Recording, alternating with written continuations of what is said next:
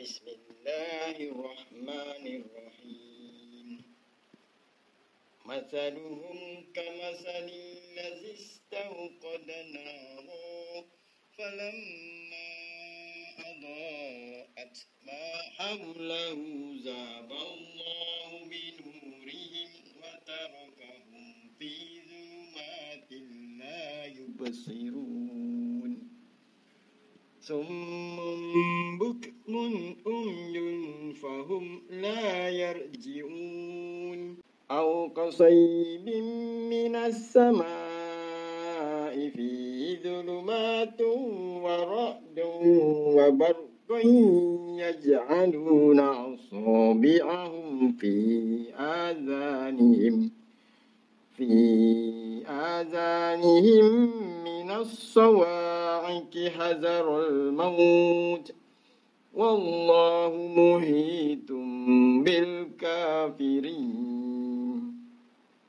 يكاد البرق يخطف أبصارهم كلما أضاء لهم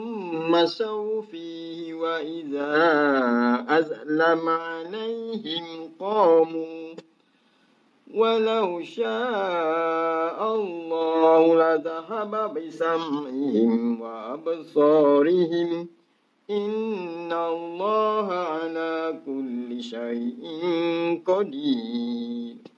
يا أيها الناس اعبدوا ربكم الذي خلقكم والذين من قبلكم لعلكم تتقون الذي جعل لكم الأرض فراشا والسماء بناء وأنزل من السماء ماء فأخرج به من الثمرات رزقا لكم فلا تجعلوا لله أندادا وأنتم تعلمون وإن كنتم في ريب مما نزلنا على عبدنا فأتوا بسورة من